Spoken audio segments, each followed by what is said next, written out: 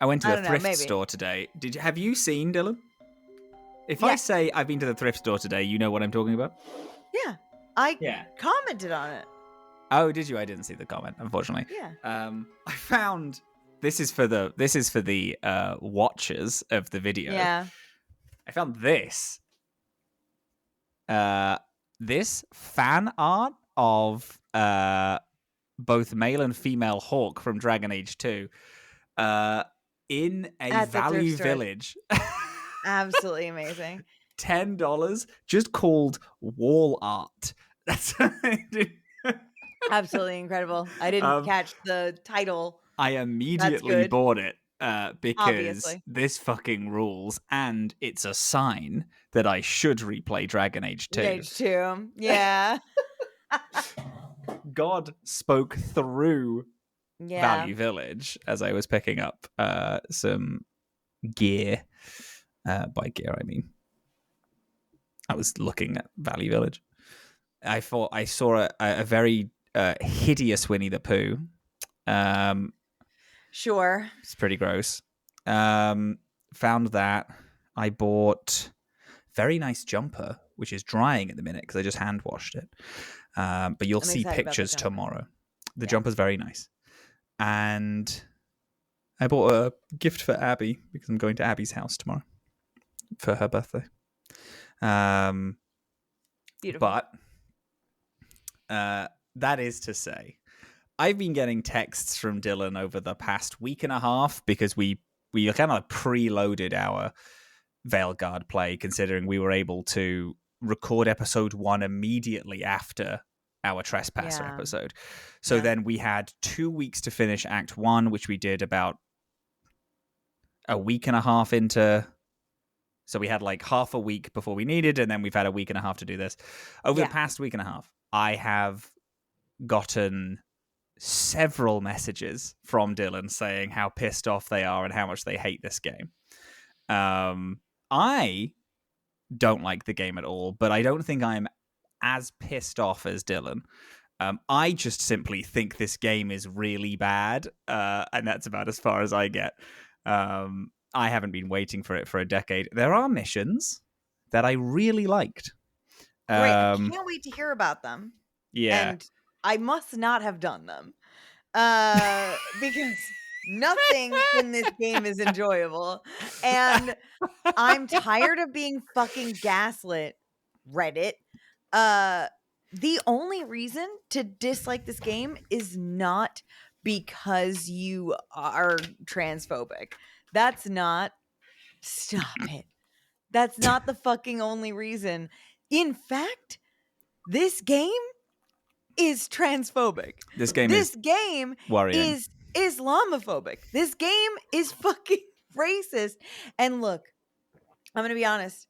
Dragon Age as a series has had problems in the past. I think that collectively, we all kind of thought that over the last decade, they would have found a way to make continuous improvements to the story that would have aided in repairing those things. Just like the games have traditionally done. The games have, as they've come out, they've added more queer rep and more people of color and more cultural differences and things like that. So like I think that we all kind of expected that in following in that trend plus a decade, we would have seen a little bit more of an improvement in those things. I'm literally so pissed. And this is also, we're recording on the heels of Trick Weeks and Karen Weeks getting fired, along with almost all the other, pretty much every single everybody on the writer. Dragon Age team. Bioware has said goodbye, Dragon Age. This is the farewell of Dragon Age as a series from here. Not to say I actually think that this is the end of Dragon Age as a series. I do not. I actually think that what is happening now is what has happened to Dungeons and Dragons. It's what's happened to every major like IP. Dungeons and Dragons, I don't know if you have heard of it. But like Dungeons and Dragons, the role-playing game, is now like becoming an IP that like just licenses things. Like the D&D movie Yeah. was a like huge deal, and like, do I think that Dungeons and Dragons is going to continue to innovate new game? No. I think Dungeons and Dragons is going to come out with new content for sure. And I think that they're going to license new content for sure. Do I think Dungeons and Dragons, the game, is ever going to improve as a game or become more interesting or have more updates or anything like that? No, absolutely not. And that is where I feel we are at with Dragon Age now. I do know that they're still going to make stuff.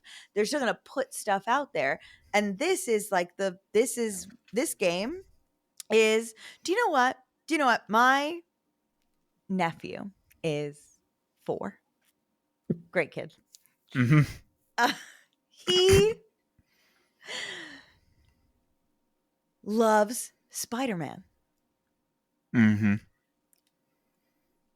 But let me explain, because what he means when he says he loves Spider-Man is that he watches a show where Spider-Man and all of Spider-Man's friends are little babies and they go around solving mysteries. They have big giant heads, but they do wear the Spider-Man masks. And like the characters are there. Sandman's in there.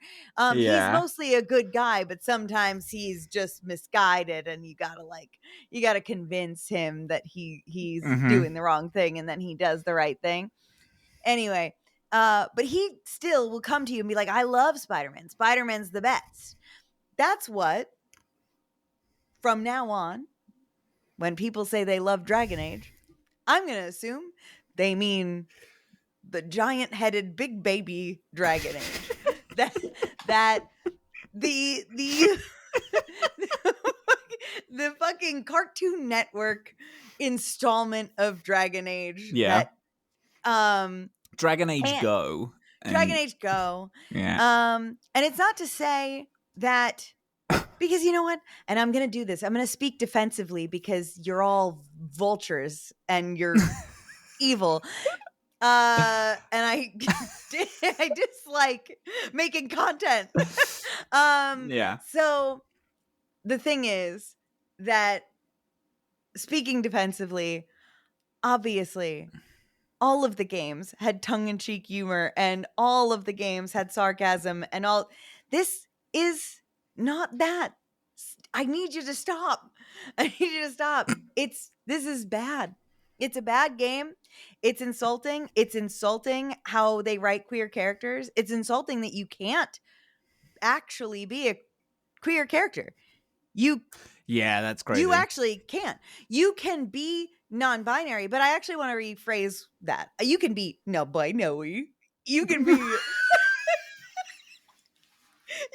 You can be. You can be. But you cannot be fucking trans. You cannot be queer. And none of the characters are, and every trans person you meet is a baby who can't function in the world. I met a Grey Warden who was just like, I became a Grey Warden and I'm non-binary, so instead of being a Grey Warden, I'm not gonna. What?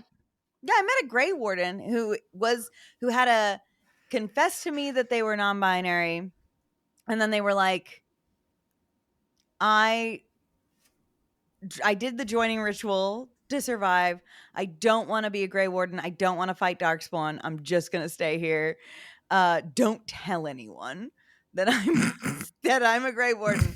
And I was just like, I guess, because there's no option to be like, that's fucked up. There was no option to be like, oh, that's like one of the most important bestowments in the world, but fine.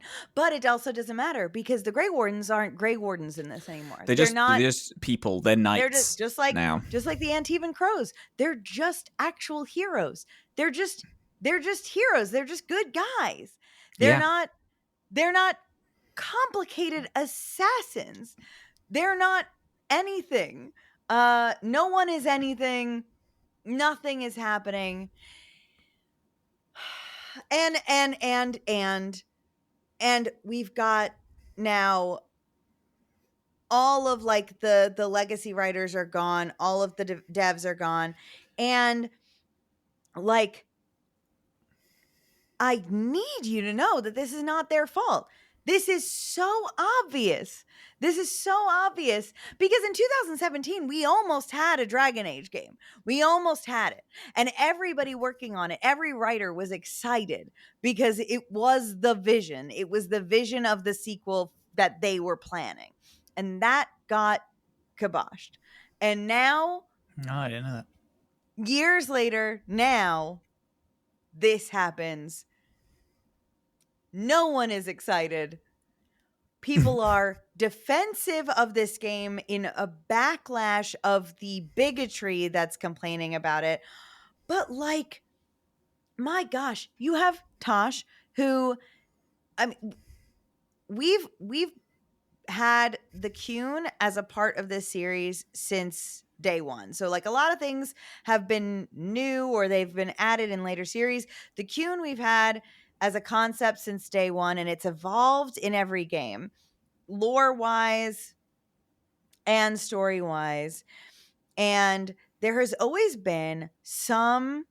God, I'm so sorry, Robin. I know I'm fucking ranting. Do it. No, do it. The Qun has often been like a sort of weird sore spot where you can almost sense like some what is the word I'm looking for? Some like allusions to Islam and that area of the world when the game is talking about the Qun in a / negative way. And that's always been a criticism. But it's never been so outright. This game had actually so many opportunities. I keep like expecting them to do something that will surprise me and be a good development. But they've doubled down on strengthening the metaphor of the Qun to Islam, because now we've seen how Tosh prays and they've drawn a direct allusion to that. And they've doubled down on the Qun being unaccepting of queer people, which is something that was one of the few positive things that we knew about Qunari culture in the last game, was that actually, no, they didn't. They had a chance to further develop this culture into making it something complicated and problematic, but in a human, flawed way. And they've doubled down on it to make it a caricature, and they've made it more offensive, in my opinion, in doing so. And in making every queer character a fucking like blank slate, nothing, like where queerness, we had this whole, I just had this whole adventure where Tosh is like, my mom's not accepting of me. We go to see their mom, and their mom is like talking about dinner, and like nothing happens. And afterwards, Tosh is like, yeah, I can't tell her who I really am because she's like that. And I was like what? Nothing happened. Nothing. This game is like, it's talking about things, but nothing's actually happening. And it's like, can you not feel the straight people in the room looking at this and like, and like, it's just so infuriating. And especially, I'm so especially mad because in the climate that we're in right now, I actually have been stewing about something we talked about last episode where you were like, I am so forgiving that AAA titles are often do babies first. And I agreed with you. And now I've thought about it and I'm so sick of this. Like I'm sick of it in terms of like the culture at large because we tiptoe around so much so often, and the culture war just keeps winning over us no matter what we do every time, and we just try to be as polite and as sweet and as pure and as sweet as possible, and we lose and we lose and we lose. And Dragon Age in particular as a series has been kept alive by a primarily queer trans audience. In Inquisition, they introduced the first canonically trans character to the series, put him in the video game, and had characters say, like, no, you're a real man. They immediately after wrote comic books and books that featured a trans woman character who canonically worked with a Desi-inspired gay man character to overthrow an oppressive government and put an end to slavery. Those are plot lines that have canonically happened in the Dragon Age universe 10 years ago. We should be forward from that, not backwards into like watching characters that need to ask to borrow $10 so that they can order a pizza while mom's out of the house. This is crazy. I'm out of my mind. We're falling to fascism, and I'm not kidding. This is, to me, a symptom that we're viewing in real life. And I know that sounds fucking dramatic because it's a video game, but media is reflective of what is fucking going on. And the fact that this game is written like I'm an idiot child who can't figure out what the fuck is going on is driving me crazy. And it's driving me crazy that like a game that should be able to do better because the writers on it are so full of fucking talent. They're overflowing with it, and they're overflowing with love for the characters and love for this series. And I'm not an idiot. I can tell when it's an overlord's influence, and I can fucking tell when it's a corporation turning a story into content. This is an AI TikTok video of Dragon Age is what it is. This is fucking gross and bad, and I hate it, and I don't know even what else to say except that I'm mad. And insulted, and I feel that queer people deserve better, and I feel like we deserve better stories, and I am just so sad for media and society, and the world is making me mad. Oh my god, okay. Robin, hi. How are you doing? I'm doing good, but I don't know what you're talking about because, hi, my name's Robin. I've never played a Dragon Age game before. And who are you, Dillin? That's not true at all. I played all three Dragon Age games. I've played all 3 Dragon Age games. Hi, my name's Dillin. I've played all 3 Dragon Age games. And now we're playing the Dragon Age supplemental content game, the Veilguard. We're playing a beast that has stolen Dragon Age's face, and we're looking at it, and and everyone's saying this is Dragon Age, and it's saying I'm Dragon Age, but we're like, something's off with this guy. It's saying, I know. oh wait, actually, I do have. They keep saying terminology in a weird way. Like you brought this up about the Griffin thing, and it's still stressing me out. I was a little hand wavy about the Griffin thing because I was like, like I find what you find annoying in that, but I was like, all right, like maybe they're just. I don't know. Sure, I'm just angry and I'm just throwing punches randomly. But also, I feel like they've also called them Griffins a lot. They just that one time said the. It's not one time, actually. They say it a few more times. They do say it a few more times? In Act 2, they say it a bunch, and it still annoys me. Yeah. It didn't initially bother me, but now I've noticed it in, like, everything. They keep saying the elven gods. The gods. The elven gods, our people's gods. The Evanuris is a name that we've known the whole time. Yeah. You can say that. It's a big thing with this game is that, so, what I've moved, evidently, which is why I'm not in the same place. And I am playing Dragon Age in the front room. The two people who also work from home with me, so when I'm playing, they just walk in and they see it, are big, big Dragon Age fans.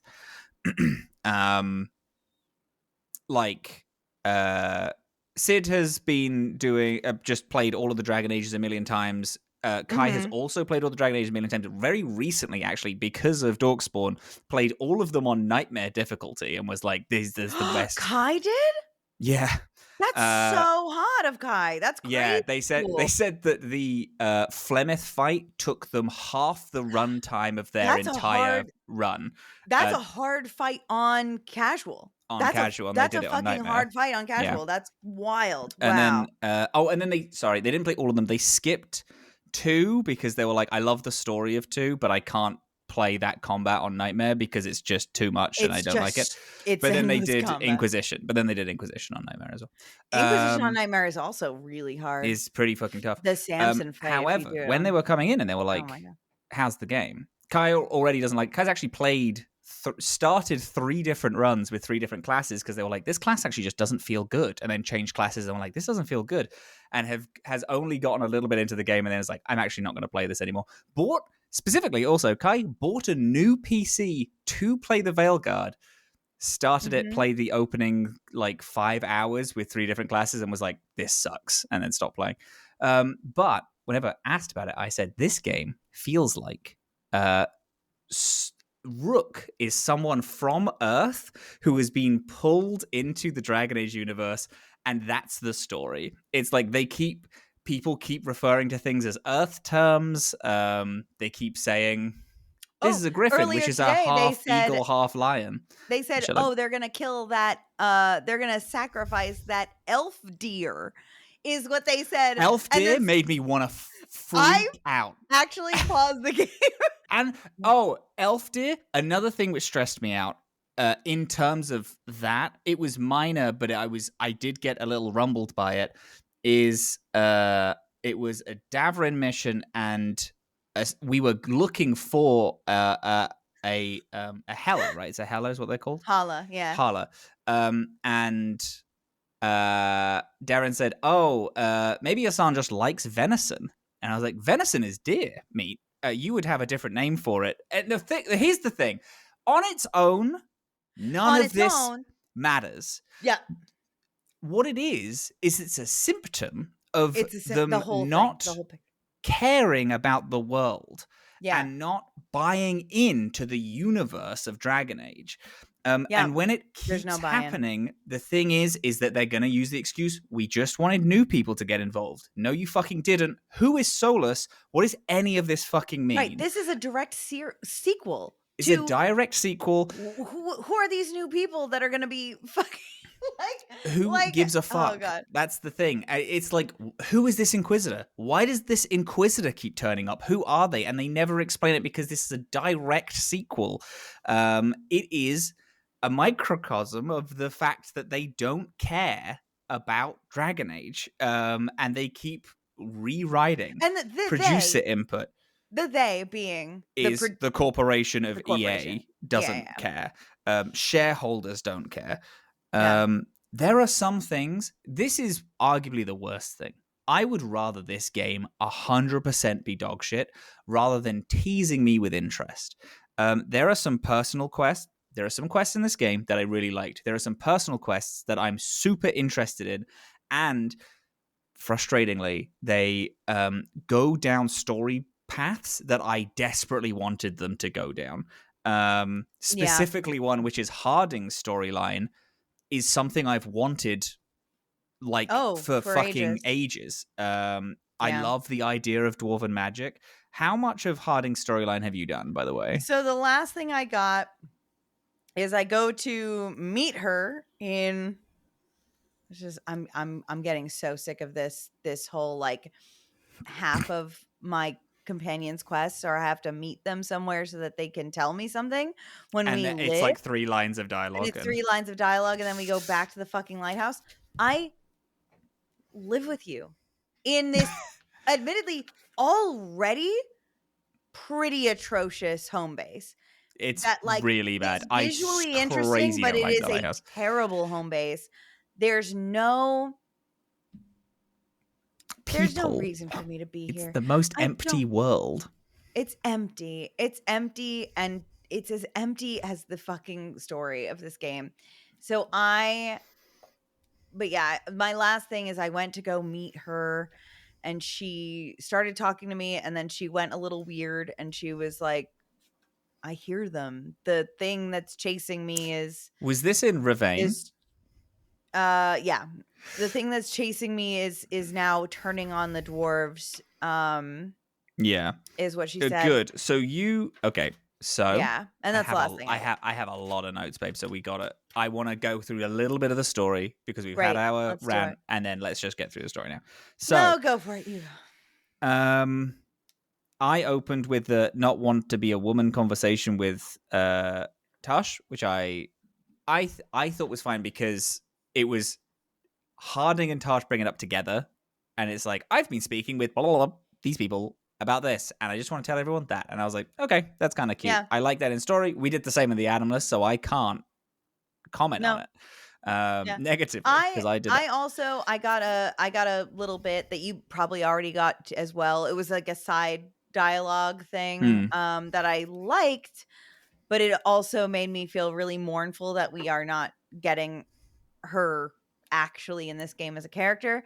But Tosh is like, oh, I spoke to like someone else comments like, hey, did you get to talk to Mayveris? And Tosh is like, yeah, it was actually really helpful. And about being trans. That's great. Yeah, like, but it wasn't explicitly stated. That was like good, like background banter. It was like a breath of fresh air to hear a little bit. I am still salty that Mayveris is not like a character in this game of importance, but and that you would only know that Mayveris that has any meaning if you've read comic books, which is another thing that like there's no indication that Mayveris is a trans woman in this game. Yeah. That's not apparent in any way, shape, or form. So that bit of dialogue means nothing to anyone who hasn't read a very specific comic. Yeah. But whatever. Anyway, sorry. I then had a coffee talk with Nevin Lucanis. I hate that Lucanis' main thing is that he loves coffee. It's beginning to stress me out because it's another kind of slightly childish thing. Davin is sad about not dying. Yeah. And then Lucanis is sad about missing the final blow. Then it's Elganon time. He's dull. He is just a guy, and I don't like that as much because Gillenane looks cool as hell, at least. And he's like the god. Like he's like the Gillenane is big, like powerful guy. Yeah. The blight was sealed away, apparently. Oh, is this Necropolis? Oh, no, this is current because then I did the Necropolis Gardens with Emmerich, which I did like that quest. I like thought that. That's one of my I favorite like that quest. so far. Yeah. However, a thing in that quest that stressed me out, Emmerich said, have you ever been frightened by the thought of dying? And then you can respond. Unfortunately, I'm a Grey Warden, and I should have been able to respond, yeah, me joining this group meant that I had a 50% chance of dying immediately, and I'm going to die in 30 years. Full stop. I have a ticking time bomb in me. That would have been a really interesting thing to talk about. Someone who, he says, I'm scared of dying, and it's like, it's very fun that you're a guy who has kind of mastered death and is scared of dying. When you ask a Grey Warden, how do you feel about death? I should be able to respond in a Grey Warden way. Which any of the other games would have let me respond in a Grey Warden way. They absolutely would have. And that's the thing about this that is like the continuing feeling that Rook's not the main character of this game. Rook is not only the main character of this game. Rook is IMO, the worst character in all of Dragon Age. Rook is fully dreadful.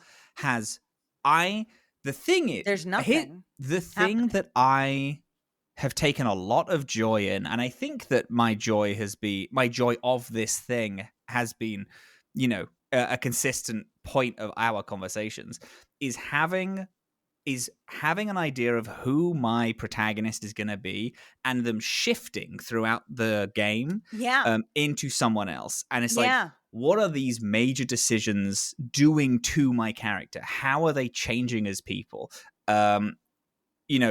Quentin had this whole thing of, I'm going to be the best blood mage of all time. Then went back to Ostagar after everything went wrong, and then shifted into like, maybe what I'm doing is actually super fucked up, and I should be better. And then falling in love with Morrigan and all this, that was a big turning point. Florence was basically a cop at the beginning, and then shifted into, and it was like, it's only the people close to me that matter. And then ending in Inquisition by sacrificing herself to save everyone. Big moment for Florence. The culmination of her entire arc was that. And then Inquisition was Helwyn starting being exceedingly kind and I'm just going to be good to everyone and be as nice and kind as possible, to ending Trespasser by being like, fuck being kind, I'm just going to be nice. Oh no, sorry, fuck being nice, I'm just going to be kind. And it's like disbanding the Inquisition, screaming at everyone like, I'm off to save the fucking world again and stuff like that. Like really big swings of like, this is someone who has just undergone a crazy amount of stress and is now like, you people don't deserve my niceness, but I'm going to be kind anyway.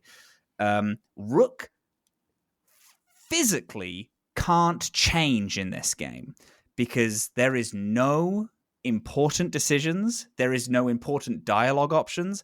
I wanted to start as a kind of nasty dwarf who hated all magic and then shift them into someone who is going to save everything and all of the realms and all this jazz. Unfortunately, Rook has to be the kindest person ever and always a jokey purple hawk. And he sucks. His jokes suck. He's not funny. He's not funny. He not funny. Sucks. So Every many joke he makes what's and shit. And it's the most... So I did decide to do a romance in this because I was like, the problem is I am not attracted to any of the characters. So Robin, don't want to do a romance. But to get the full scope of the game, you have to dive into what they consider romance. And he's so awkward and cutesy and like keeps stumbling over his words and oh my god, what a quirky guy. When it's like, this isn't the guy I want though. I want him to be like closed off and stoic and stern and not like really some options. And it's just, and I pick the aggressive option, gang, 100% of the time because it simply doesn't matter. I have had one disapproval, and that was because I said that the dead should stay dead to Emmerich. And I'm going to tell you right now, I fucking worked for that disapproval, and then I made it up 4-5 times over afterwards because everything I said was met with approval. I had been romancing or like flirting with Davrin initially. Yeah. And Davrin like had me initially because he just seemed like the only character that was giving me anything before I met Emmerich. And then I was flirting and like there's nothing happening. Like you flirt and then like nothing happens.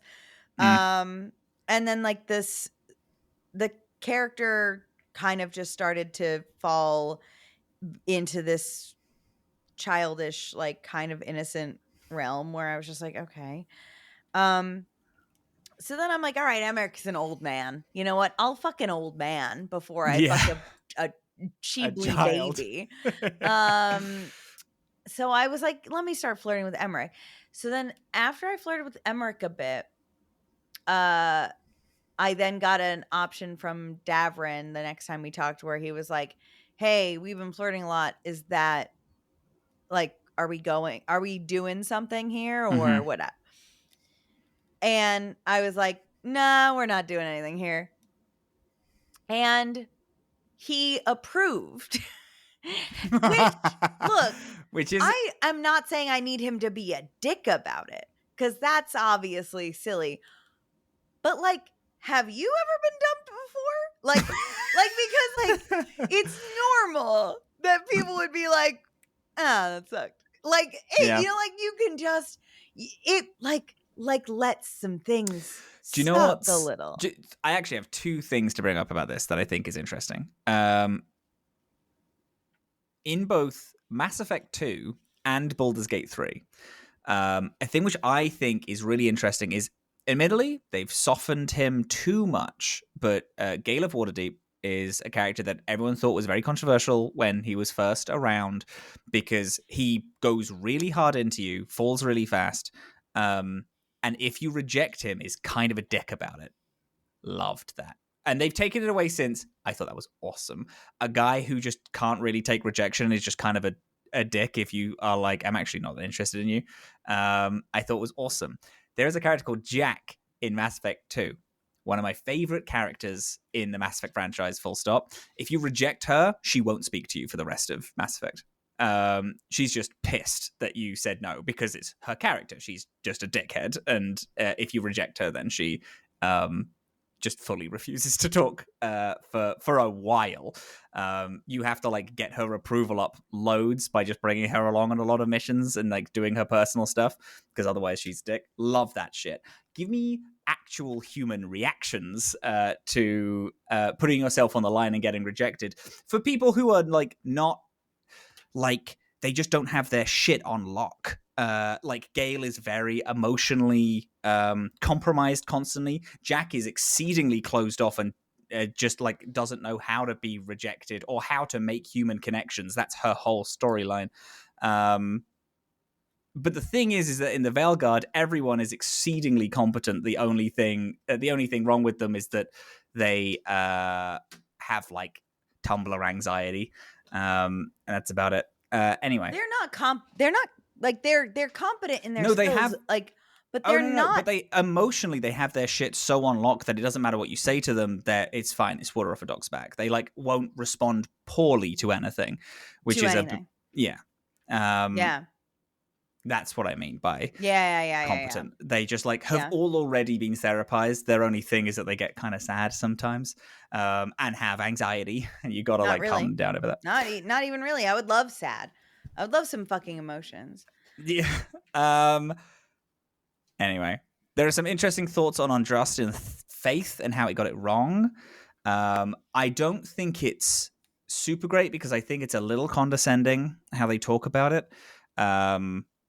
Because this is like a table meeting. It's a table meeting, yeah. And they go through. I didn't hate this. I didn't hate this. I thought it was interesting how they're talking about it. I did however find it just like a tad condescending because it felt very Earth-like in a way that I thought was odd. It feels like they're just talking about Christianity, which admittedly Andraste is, but this is a world with magic, and you know how it is. So I thought it was that. There's a good character decision on belief that I really liked.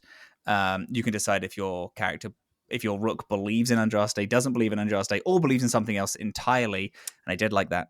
I actually had an issue with that because the Andrastian belief option says continue your belief in Andraste. And I was like, I'm a fucking elf. That is weird. I have Valicine tattooed on my face, which none of this is ever relevant in the game whatsoever. Yeah. I'm regularly meeting with one of my gods. I'm fighting 2 more of them. We're constantly discussing my religion, apparently, at our little round table roommate meetings. None of it is ever brought up. It's just not relevant. That is actually a crazy point, which is a tiny criticism. I don't like the roommate meetings because it feels like roommate meetings. It is. I really like the idea of everyone sat because you can kind of tell who's like, you know, kind of what their vibe is. Lucanus is standing. Harding has her like feet up on the sofa. Emmerich is like holding their staff. You are shuttered away, looking at everyone like you're an audience member and they're performing Amdram theater to them because you're not part of the team, real, actually. And you're a leader, but for no reason. Whatsoever. But everyone loves and looks up to you. I really like that vibe. My problem is that it is cozy in a way that I think doesn't suit. It suits what they're doing with the game, but it doesn't suit the vibes of the situation. The story. Like, you're trying to make me believe that this is serious. Like, where is the part that we feel urgent? There's no urgency in this. Yeah. So I did Harding's mission. We went to Kal Sharok, which is the place from The Descent, right? Yeah. Pretty weird, I thought. I don't think it's a bad decision, but I think it is interesting how we go there and it's like a full group of people and it's all normal, and now it's just like a casual thing. They're like, oh well, we have Kal Sharok City and we have Osama. And I was like, interesting. A thing which I did really like, they're talking about the Oracle and this person turns out to be Volta. Thought that fucked, actually. Yeah, that does fuck. Because that is the thing that I really wanted. My pitch for what I wanted this future game to be is, I think I mentioned a few times, is a war with magic dwarves now. Dwarves who have, you know, they're wanting to reclaim the Titans again. Yeah. So we're doing all this. So I really like the fact that Volta was in it. I just have a little note that says, cool, like this. Harding got mad at me, but then immediately stopped being mad at me, which is fine. Then I did Davrin's mission with the Gloom Howler. I also liked this. I thought this was cool. I was like, oh my god, is this game going to swing into interesting territory? We went through an old warden kind of zone. They had the bones of every archdemon that they've ever fought knocking around. The Gloom Howler was there. She was like, I'm going to blight all of the griffins, and then later you find out she's doing that because she used to be a Grey Warden and then was like forced into doing all this because of blood magic.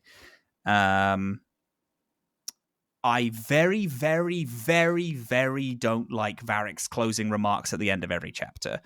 It is really annoying. They know that people crazy. They know that people like Varric, so they have him do this, like, next time on this person's companion quest. And it's really... It just let me do it, though. Stop teasing that things are going to get interesting later and just do interesting things, please. That super sucks for me. The Black Emporium is back. And it's in the middle of the city of Minrathous. Interesting. Yeah, it's just kind of a place. It's just that a little shop, and seems really mundane and uninteresting. There's not much there, which is sucks. sad because that's another one of the things which I've talked about. I would love more information on the Black more. Emporium. We talked about that in our wishes. And in Yeah. 2 and Inquisition, the Black Emporium is the same place, run by the same ghost, and there is this like weird idea that the orphan who's running around is going to grow up and be killed, absorbed into the book, and become the next Black Emporium host. And now it's just a bunch of fun, quirky people with raven heads. Then I did Nev's mission with the Threads, which is another group. There is yet another blood mage who wants to bring Docktown to wants to bring Tevinter to former glory, which everyone kind of all of the Venatori want to do that. They want to bring Tevinter back to the former glory, which is an interesting term, former glory, because as far as admittedly, former glory is probably they want Tevinter to rule the world again, but Tevinter doesn't seem that bad.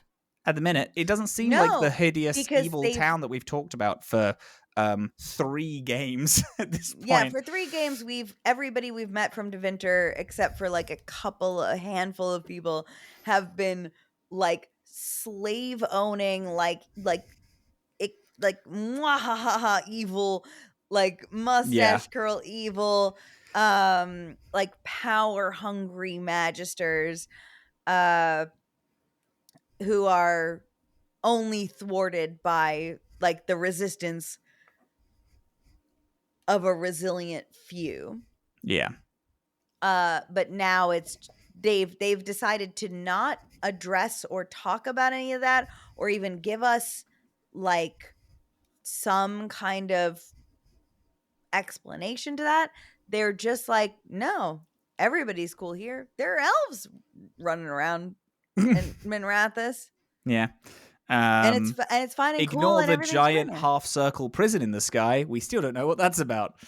That's never coming up again. I have made my peace with that. I will never know what that was supposed to be about. Lucanus gets possessed and tried to leave. I thought that was cool. Tarsh is doing a Kunari ritual, which we've already discussed a little bit. Emmerich goes and meets someone at a place called Blackthorn. Oh, sorry. Emmerich resurrects a guy, and that guy says Blackthorn Manor because he's trying to find this thing to the Hand of Glory. Yes. Another quest that I think is pretty interesting. I like Emmerich's. I liked that one too. I thought it was cool. Harding is dreaming again. And we had a cool conversation about that. Yep, because she's like, oh my God, I've never dreamed before. She's having nightmares. Do you know what sucks? I'm a dwarf who's a Grey Warden. I should have been able to say, yeah, it's crazy, right? Having dreams and your only dreams are nightmares, horrific. And I wasn't able to do that. That's a thing that Orgrin mentions back in Origins of how hideous and creepy it is. That's a thing that if you're playing a dwarf warden, you can also bring up how freaky it is. Yep. Upsetting. I romanced Harding. Because I was like, fuck it. I clicked one romance option for her, but I think they logged like, hey, you haven't been romancing anyone. But you did this one romance option to Harding. They made Rook an awkward, quirky guy, which I've put, which... Whatever. But the romance scene itself, if I was playing an awkward, quirky guy, was very cute. I'll give it points.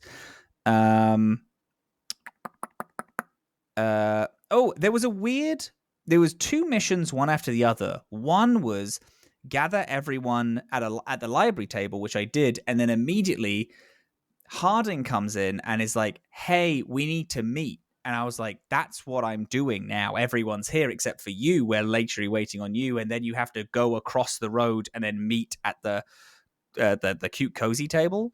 That annoyed me, but in a why do I have to have 2? Like, just meet here. I thought this is what we were doing.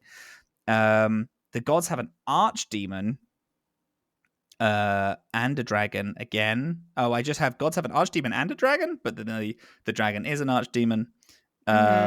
A thing which I thought was fun is whilst all the Grey Wardens were prepping, because now we are trapping not not the archdemon. We are trapping the blighted dragon. Blighted dragon, yeah. That one of them has. A thing which I thought was fun. The mayor of the town right at the beginning that was hyper blighted. Because I was a Grey Warden, I inscripted him into the Grey Wardens. He was there, and we had a conversation. I was like, "That's some good dragon aging there." That's giving me big Dragon Age vibes. Actually, that's big Dragon Age vibes. That's that big he Dragon was there, Age vibes. and you walk past, and he's like, "Oh, Rook," and yells out for you, and then you turn around, and you're like, "Oh, hey, what are you doing?" And he's like, I don't know, I'm trying, I guess." And it's like, good. This is good. Good Dragon Age bit. I can script into the Grey Wardens. Now he's freaking out about the fact that there's a blighted dragon that he is being forced to help with. Yeah. Great. Love that. Love that. That makes me happy. Okay. Then you fight the blighted dragon. Then a second blighted dragon. Then Gillinane's blighted dragon turns up. This is the mission that I was like, this fucks, actually. Oh, interesting. I thought this was the most boorish fucking quest ever. Yeah. The music in it I thought was really good. I really liked the music. You fight one dragon, a second dragon turns up. I will say this, the mechanics of the game isn't built to have two dragons on the pitch at the same time. No, because they glitch into each other at consistently. Every they corner. Have the same move set and have no care for the other dragon in. It's just like a difficulty spike in a way that's pretty uninteresting. You get both of them down to a certain level of health, and then for us, the Antivan Crows turn up because we helped them, which it says in a giant text box in the corner. Which it says, "Oh, the Antivan Crows have showed up because you helped them." Yeah. Oh my God. And then you fight them, then you fight both. Again, I think the music in this section is the only time I've been like, this music fucks, actually. This is big dragon fighting music. Pretty cool fight, and then you have a pretty cool cutscene at the end where Gillinane is like resurrecting the dragon, and you like jump onto a turret and you shoot her through the chest. And I was like, that's fucking sick. Actually, that's a cool cutscene. Algernon turns up. He looks rubbish. He's just a guy. He looks so boring. Truly, considering that Gillinane looks like that, he should look like that too. Like, he should look crazy. He should be epic looking, but he should be looking really scary and like this is a god that we're fighting, not like this is a guy we're fighting. Truly should take some lessons from Corypheus or take some lessons from Gillinane. The previous, yeah. Then you find out where Gillinane is, where Algernon is, and what he's up to. He's sacrificing Dalish. Because they need Dalish blood. It turns out that's not. So you then, then it also says that all elves are descended from spirits. What are your thoughts on that? Is that fine? Is that a thing that we already knew? No. What? No. All elves are descended from spirits, apparently. Solus built his body out of lyrium because Mythal begged him to. There was a big war between the Titans and the elves. The elves obviously won. Then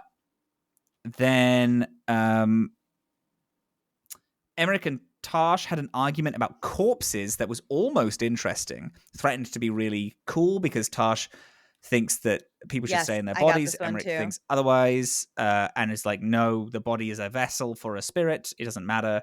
And then I was like, why don't you both find common interests? And I was like, why don't we let them fight? Why can't I make a decision and be like, no, this person is...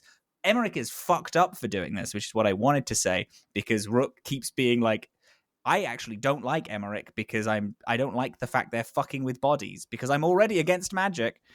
But I can't be against magic because I'm the best boy ever.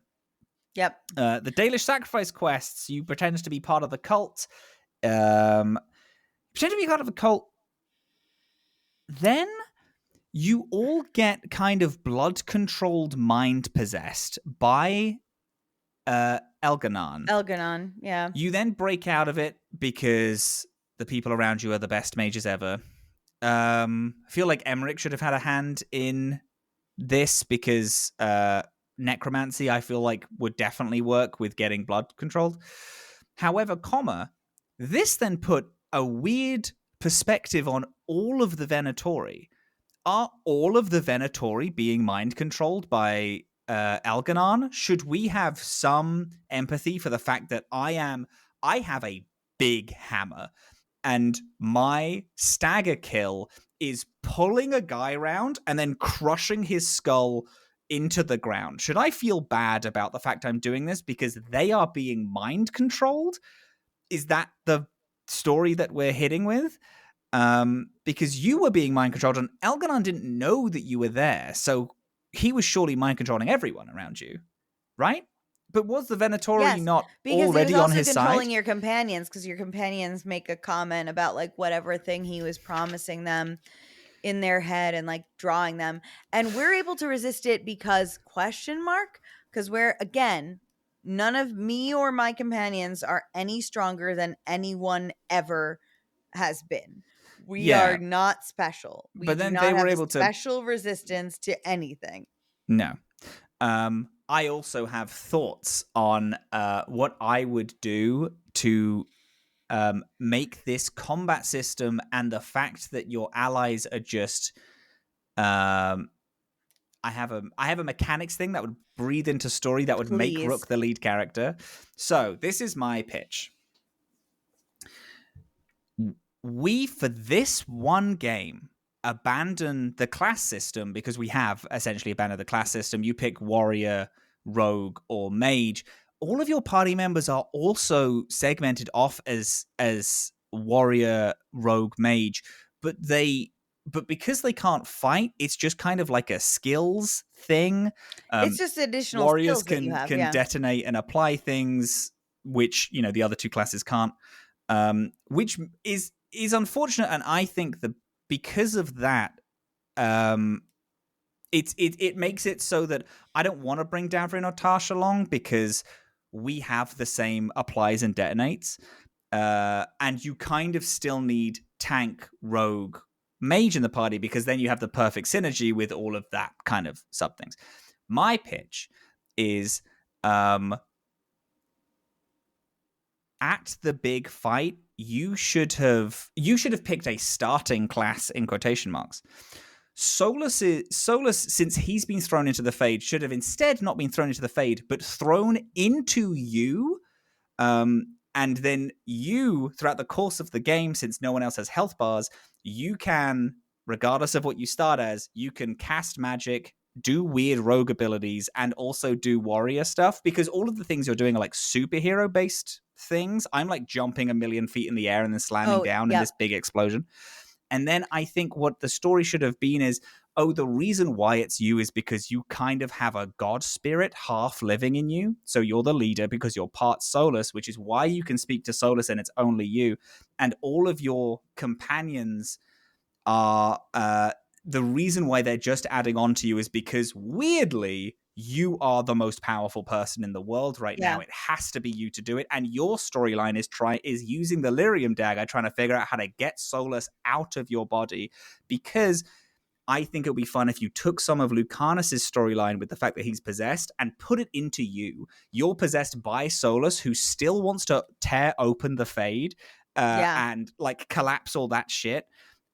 So he occasionally possesses you, and there are scenes when you are fighting yourself as Solus in like weird, like a lot of decisions are made, like how much power do you give Solus at this point when it comes to controlling your body.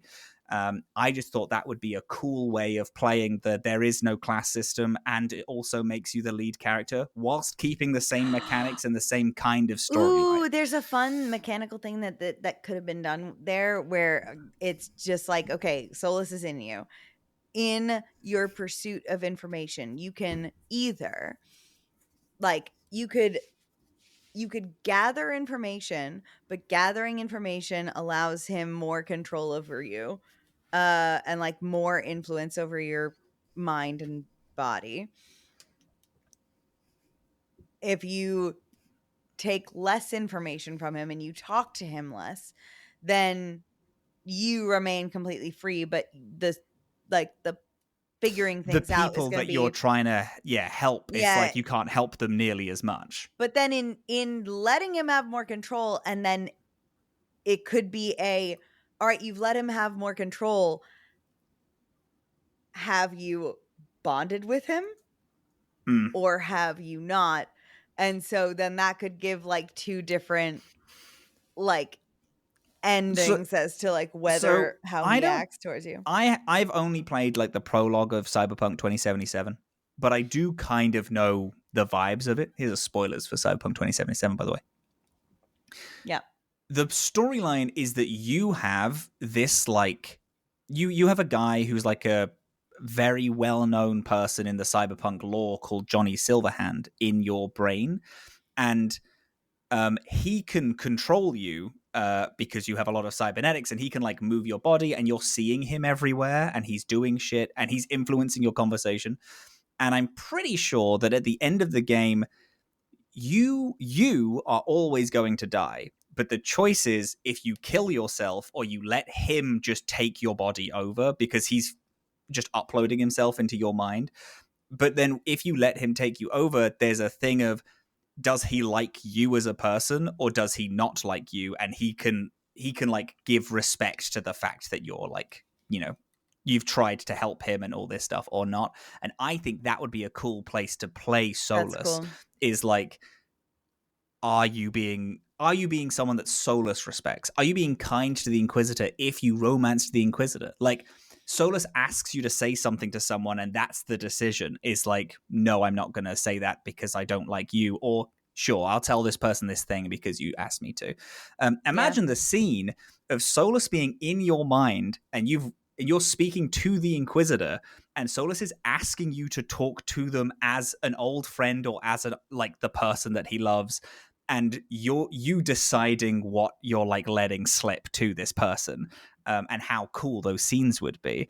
I just think that would be a fun way of using the same mechanics that they already have, but then adding the fact that the reason why you can jump 1,000,000 foot in the air and do all these crazy big abilities is because you have the powers of this old elven god. I thought it would be cool. Yeah, no, that would be great. So I thought about this at this time. There's a giant fucking dragon archdemon, which I thought was cool. However, it's a lot of Venatori know where you are, which is shown by the fact that Elganon, you can hear him be like, hey, go find this person. A lot of Venatori are like, oh, he's over here. But you can also see the archdemon dragon at this point as well.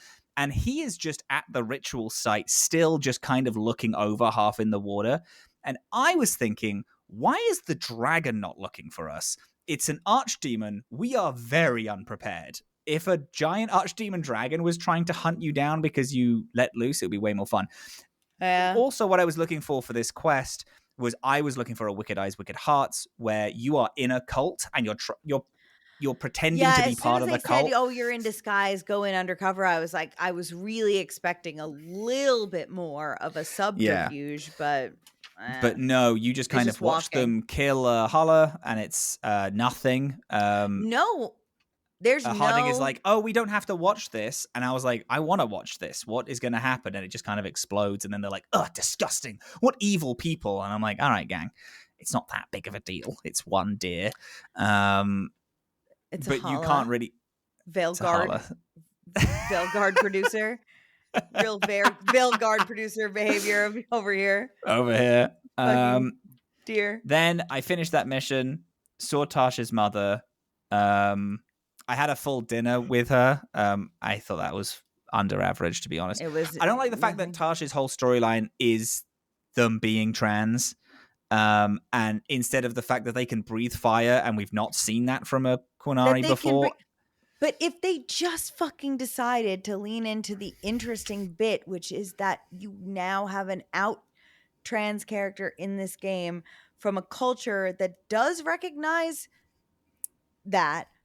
Yeah. But they're not entirely immersed in it.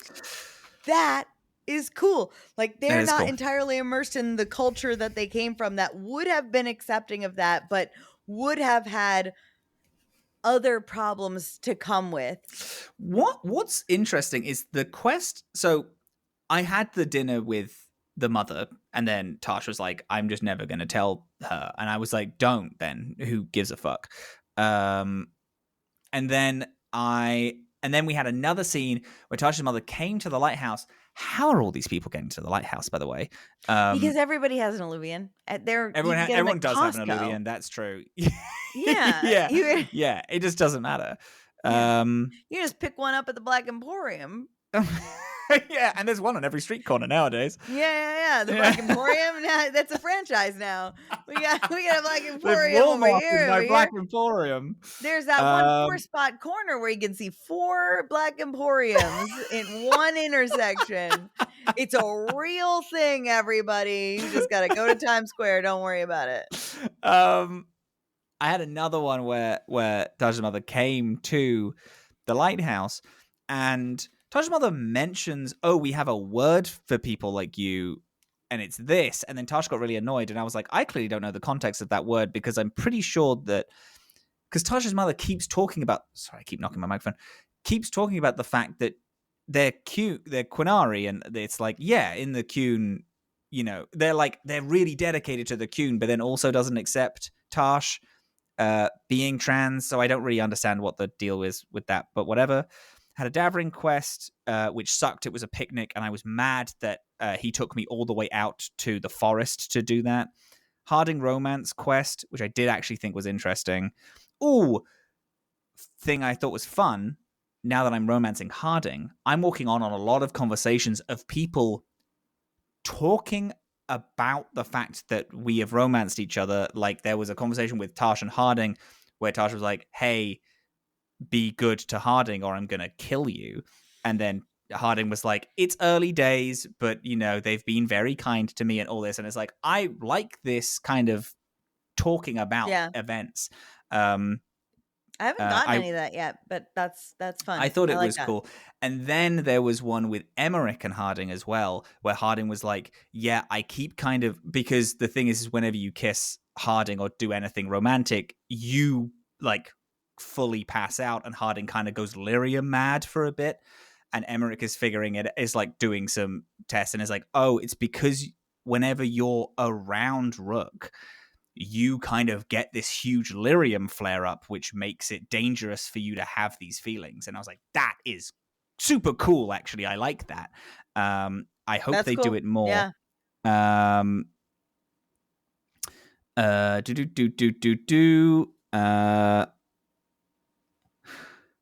I did some of Lucanus's quest that we'll talk about next week. There was a weird boss fight that I did with a woman with flayed skin. Did you do that fight? Flayed skin. She's like, it might not be flayed skin. She's just in a pool of blood. And it looks like when she comes out that she has flayed skin. All of her skin down is off. Yeah. But it's just blood. But I was like, man, wouldn't it be cool if she had... she's just doing blood magic. And she's just doing blood magic. Yeah. And then... Okay, we'll talk about this now then. Then Ilario turns up and uses blood magic against Lucanus, and I was like, oh, so Ilario's a villain then. And he's obviously the person that did this because, this lady was like...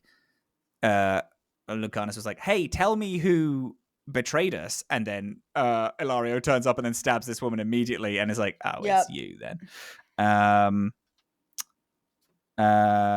Harding is having lyrium explosions that I thought was fun. I met the Inquisitor again. Yep, sure did. What happened in your Inquisitor meeting? I met the Inquisitor. It just talk? Yeah. We had a chat. He said a lot of things about the Inquisition that weren't true. Fun for me. I thought that was neat. Neato burrito. And then he was kind of just like, well, good luck. We're the same. And I went, fuck no. Fuck no, we're not the same. I had an interesting choice, which proves to me that this game is meant for soulless romancing in Inquisition.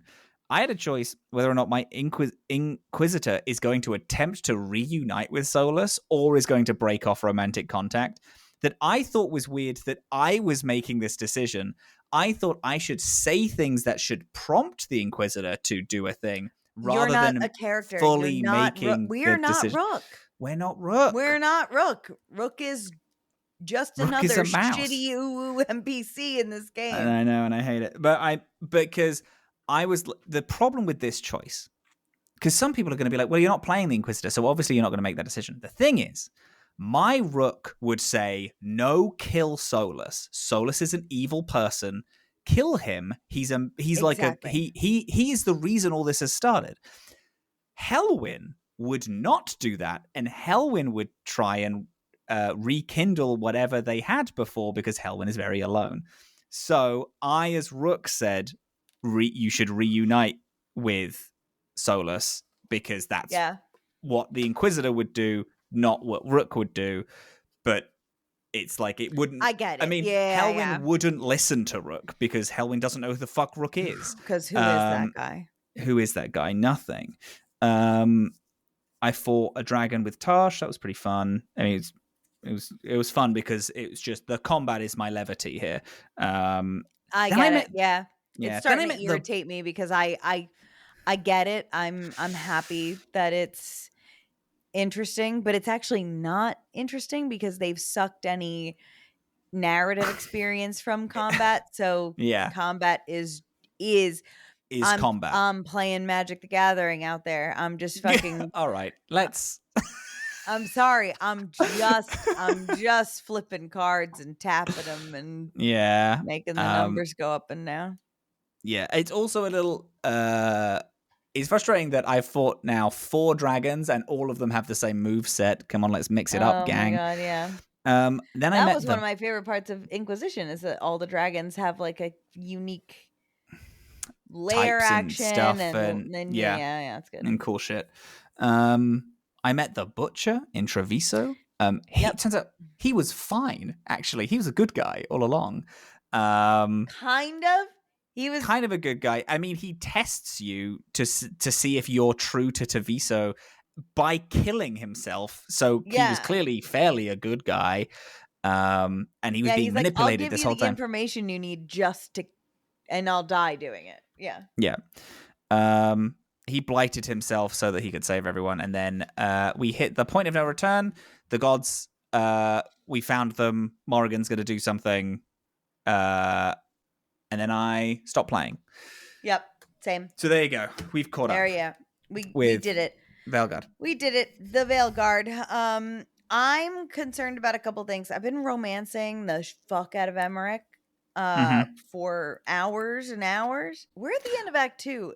I've not had a romance scene. But the thing was that I was told that this was like, okay, Dragon Age with the most romance possible. Like nothing is happening. Sure, yeah. And to be clear, I've hit the first of what I'm assuming is like 2 lock-ins because I've hit the one where they're like, this doesn't lock in the romance, but you are explicitly telling Emmerich that you want to romance him. Yeah. So I've done that, and still, like, all our flirt options are just to say a sassy comment or whatever. Like, nothing is. There's no escalation happening. Nothing is a slow build, and which makes me think that like we're just gonna one day fuck, and that's gonna be the end of the romance. Like, it's just gonna be like. Also, I don't know if I should say this. I'm very tired. I have figured it out. I figured out what the fuck is going on, and it's bad and annoying, and I don't like it. Say it. Call the shot. What's happening? In my last, right before I went to go like initiate the point of no return, which I then realized was the point of no return, and I backed out. Right before that, we have a little team meeting. And this whole fucking time, I've been like, the use of Varric in this game is... Is it that Varric is Solus that we think? Is that... What's yours? Because that's my theory. No. Oh. Well, I guess I got too excited because I thought we had the same idea. I guess I don't care about that so much, but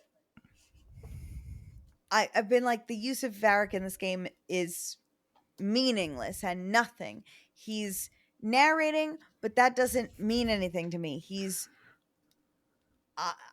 like, he's hired me, and I can go and talk to him once a fiscal quarter. Like I can make a comment. No, like, no one else is talking to him. He shows up to these fucking meetings, which seems like he's presumably fine. It looks like he's got a fucking broken leg. No, like, it doesn't make sense. And then in that last meeting, there's a moment where there's a camera cut and you make a comment, and Varric died. Scene 1. Like, part 1, Solus killed him. And the Varric that we're making space for, I need this to not be true, actually. I'm so, like, but it was so, the camera cut was so, it was like on his face, right, for a while. I was like, Varric used to say that, and I was just like, or maybe it wasn't even used to say that, but like, that's a thing Varric says, and then it pans on his face in a weird way, and I was like, fucking fuck this game. He's Bruce Willising us. Because no, if that turns out to be true, I will say my full feelings on it. The thing about it is that, like, oh my god, it was so blatant. I'll actually eat this sweater if it's not true. That's your favorite sweater. Don't do that. I know it is. And I just think that if that's it's Varric is dead, and Rook is imagining Varric there because he can't cope or something, maybe. That would be very funny. I would actually love it if that was true. If Varric was dead this whole time and no one has brought it up. No one's brought him up. No, that would be amazing. I've met the Inquisitor twice. Oh my god, that's why she didn't want to come to the lighthouse, because she's like, yeah, Varric's dead. Harding never brought it up. Harding's known Varric for a decade. But you're taking it the hardest. You've known him for 6 months. For 6 months. It's just you. Oh my god, Bianca falling and breaking was a metaphor. Yeah. Everybody. For Varric. No. So when Bianca fell down the stairs and shattered, it was representative of Varric being shattered because he got stabbed with the lyrium idol, which is blue now. So my theory, and which I carry around so much, because you carry it around. No, it can't be. It literally cannot be, because Varric tells you so much shit about the Inquisition, and you knew him. You have met my him 6 theory months is ago. that Varric is Solus. Solus is dressed up like Varric, being powered through stabbing him through the lyrium idol, and is now just kind of teleported into his body. That's better. I would like that better. Genuinely. That Varric did die, but Solus is kind of piloting his corpse, which is now. Hey, that's a new plot point of this game, is that spirits can inhabit bodies. That would totally track. I'm Spirit into of Pride. It. I'm into it. Do I think that's what's happening? Not necessarily, but if I call it, then everyone needs to subscribe to our Patreon and then apologize for this game being made. Apologize for a lot of things. Yeah. Was Solus's name, did it always mean pride in Elven? Yes. It always did. They've just mentioned it so many times this game that I'm like, is this a new plot point that I missed? No, it wasn't really like, it wasn't as ham-fisted in previous games, but that's fine. I just wanted to confirm that it has always been that, rather than, Yeah. That's good. Yeah. So what's your rating at the Veilguard, do you think? Out of 10.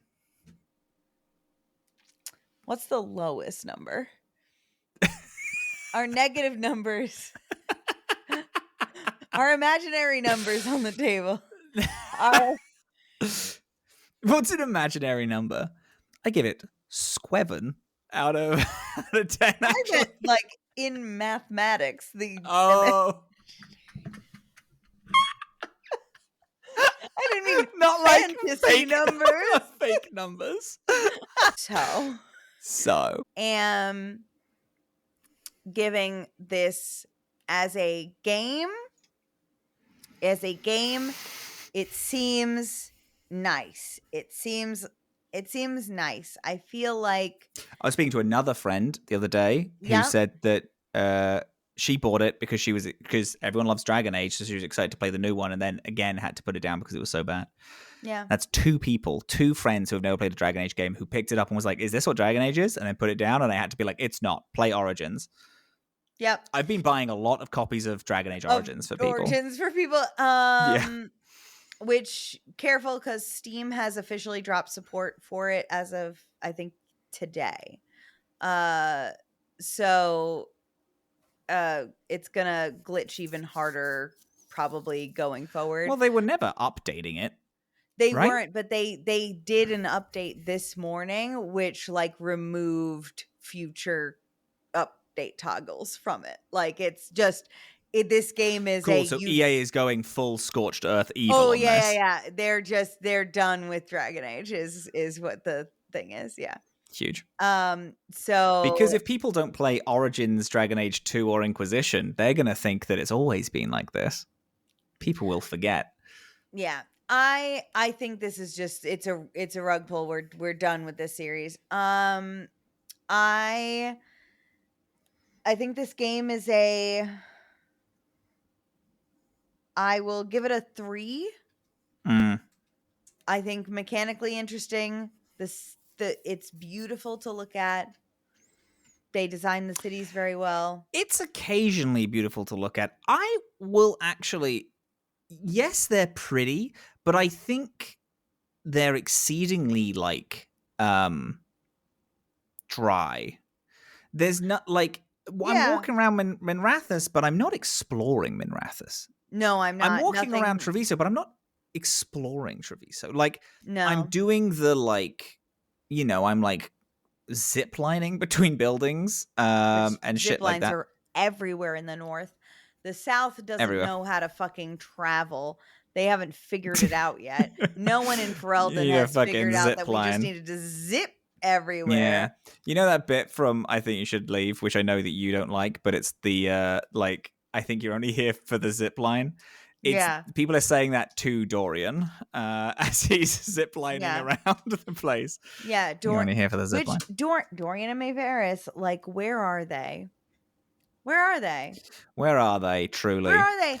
Like, they're like nothing is me. All right. I can't. There's also again another thing that I liked.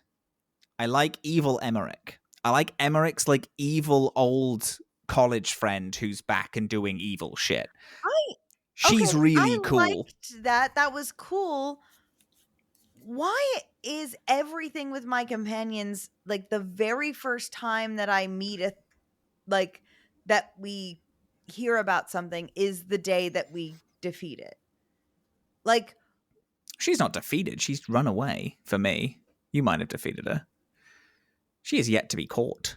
Well, you don't beat her. She leaves. You're in Blackthorn Manor. And you do her little... But then you keep going. No, I didn't get that option. I just it turns out the Hand of Fate was her hand, and then she just kind of teleported away. But then after that, there's more. No, I didn't get that. That must be leave? Yeah, because Emmerich was like, "Are you ready to leave?" And I said, "Yep." Oh, maybe there might. There's. I mean, maybe I we're at the point of no return, which means that everyone is going to wrap up now. Yeah. Probably because you've been speaking to Emmerich and you have high enough approval, you got on to hear the last section of his story, and I have yet to get there. Yeah, maybe that's it. I just felt like that was interesting, but it just, like almost everything that I'm encountering, everything feels like it's coming out of nowhere. Like, oh my God. what? I did. I went to the fighting pit, Isabel's fighting pit, and I wanted to kill myself. Yeah. Because I what do you knew mean would. she's a commentator now? Like, that's all she does. And it's like, hey, by the way, we have a bunch of Venatori in the back. And it's like, kill them then. Why? Why are you holding a bunch of Venatori? Hey, do you guys know we have a bunch of Darkspawn that we're just kind of holding? And do you know what would be a crazy cool storyline? Hey, we have a bunch of Darkspawn that we have people fight for our entertainment. That's crazy. That would be You cool. imagine the storyline of being like, yeah, you can't do that. What do you mean you're just openly blighting people? And so that would you... be Isabella too. Isabella would be like, what do you mean? It's fun. What do you mean? It's Darkspawn. It I don't really care. brings gold in here. The blight doesn't exist anymore. It's fine. This isn't a real blight. The real blight happened, the 5th blight, years ago. It's just whatever. We're just giving people... They're drinking the juice, turning Darkspawn, and then we're fighting them. And we're only doing it to criminals, so it doesn't even matter. And it's like, damn, that's an Isabella thing. That's an Isabella, and that's a thing that we're like, it'll be interesting. What if you could be like, Isabella, no, you have to change. And like, if, oh God, whatever. Here's a thing which I think there should have been a few more choices at the beginning of the game, like to add in world state, because there are just things that I think would do matter in I think they should have asked 4 additional questions. What happened to the Grey Warden? Who did they romance? What happened to Hawk? Who did they romance? And then you can say, what happened to the Inquisitor? Who did they romance? Because if the Grey Warden survived, and it doesn't matter who they romance, if the Grey Warden survived, you say the reason why Grey Wardens don't take the joining or anything seriously is because the blight has been cured. The Grey Warden cured it. They found a way to fix it, and now that's why everyone's like, Grey Wardens are just heroes, because that's actually there's no stakes in it anymore. Why the fuck is that guy still alive? Yeah.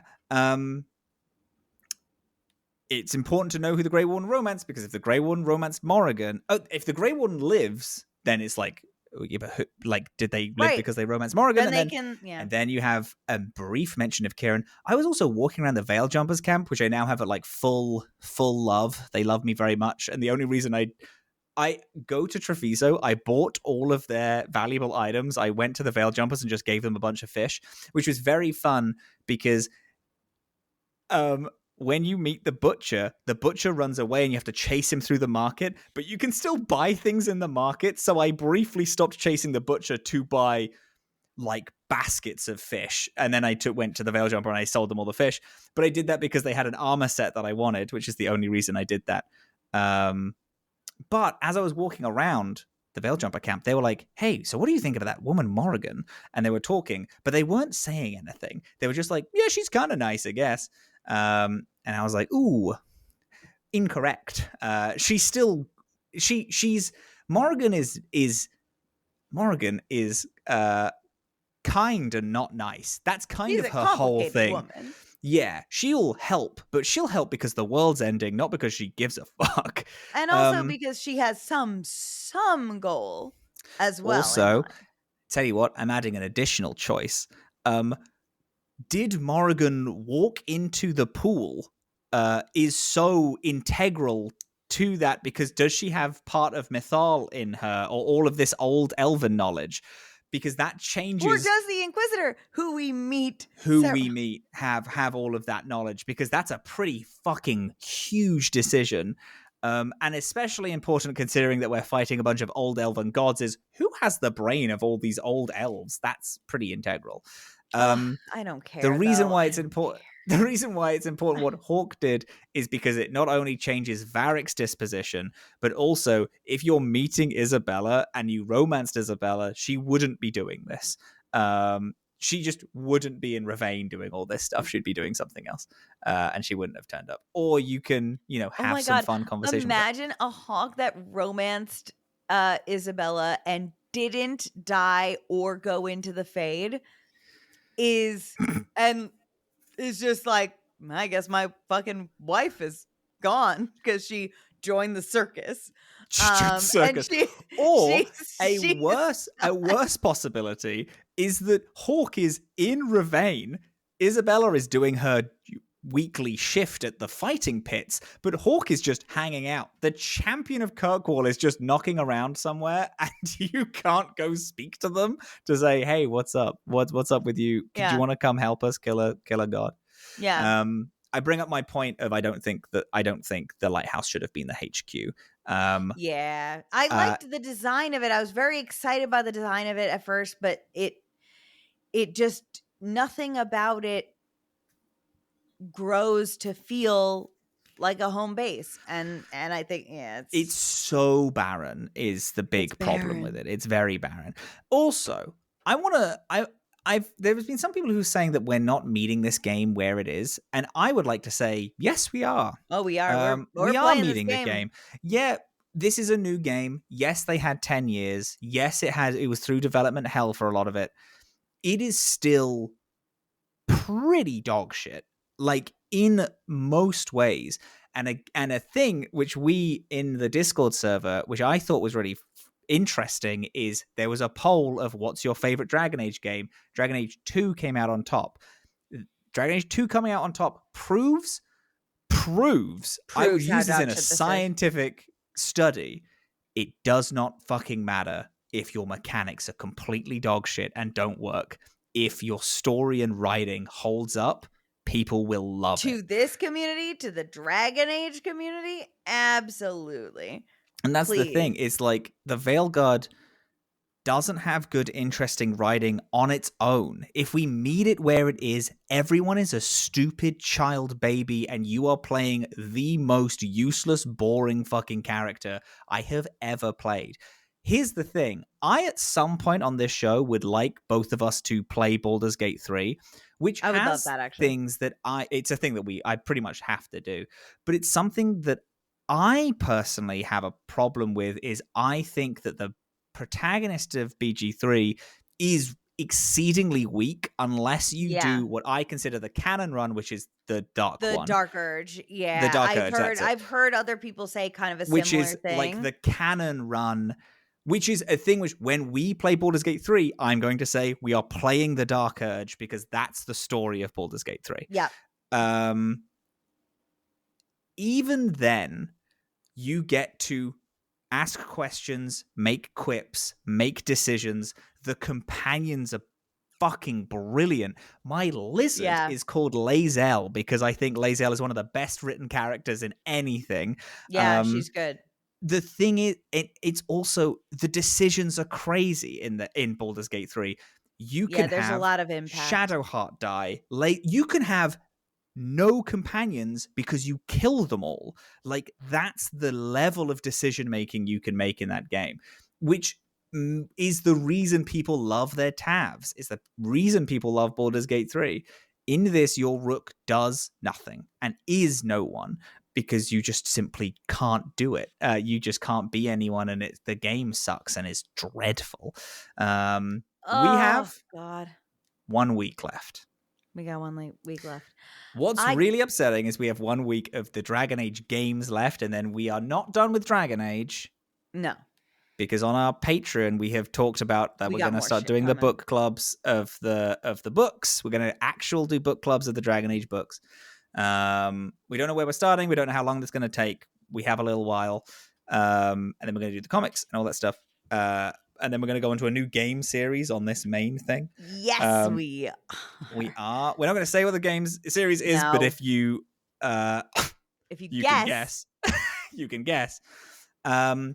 Next week is our last Veilguard episode. We're doing till completion. Yeah.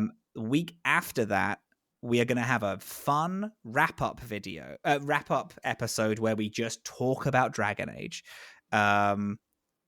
Just as a whole, we're going to ask each other some questions, which I'm kind of excited about. What characters do you wish came back? What storylines did you wish were touched upon? All this stuff.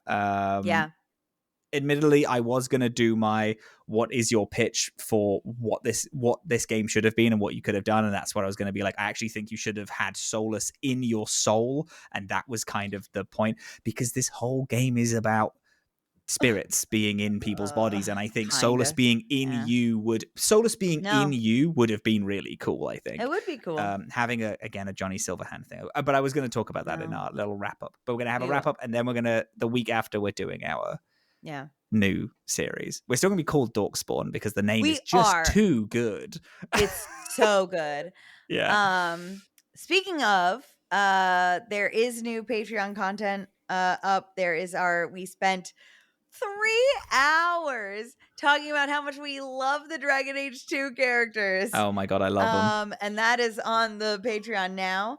I am editing, because we passed our $100 goal. I am at the minute polishing up a video that I've just now finally watched from November, when we were drunk at 2:30 a.m.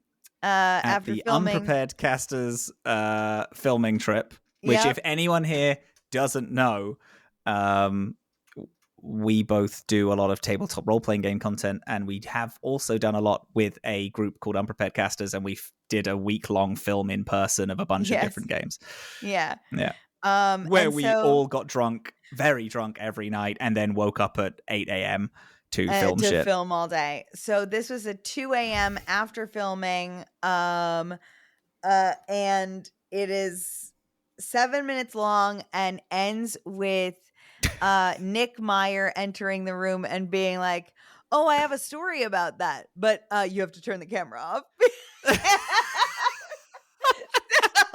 Also, I would like to say it's very kind of you saying Nick enters, whereas it was actually me and you talking, Grace behind me, Millie next to me, Nick there, and I think Josie was also there. I think so. Yeah, everybody was in. Talking around us as we secretly recorded a Dorkspawn episode whilst everyone was having separate conversations with each other. And then Nick said, "You have to turn the camera off." But then Nick entered our conversation. There we go. There we go. It's fun. So I'm gonna release that. But it is really appreciated to everybody that's joined us on Patreon. And I am so sorry. I keep either having to do this outside the episode or in the text. But I'm actually remembering this week a special thank you to Caroline, Callum, Meadow, Parker, and Rodrigo for being our top supporters on Patreon. Huge deal, actually. Huge, so thank you so much.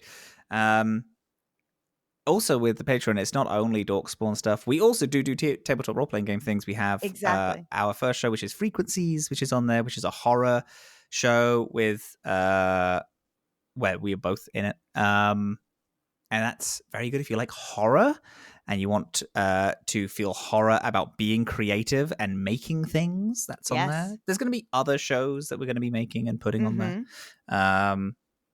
But it helps support us, and it's so fun. And if you don't have the money for Patreon, literally talking about us online, tweeting at us to talk about shit, or joining the Discord to chat is great. Our Discord is super active. The Discord is great. If you want to have debates about Dragon Age, that's what we're doing in there.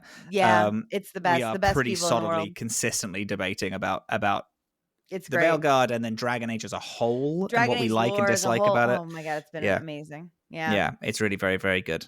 But I have to go to bed. So Robin, where do you think Solus is? He's right behind me, isn't he? It's mean. It's a cruel sign off, but it is fun. This game was mean to me. It was. It bullied you It actively. bullied Pushed me you in a locker. specifically, pushed me to the edge.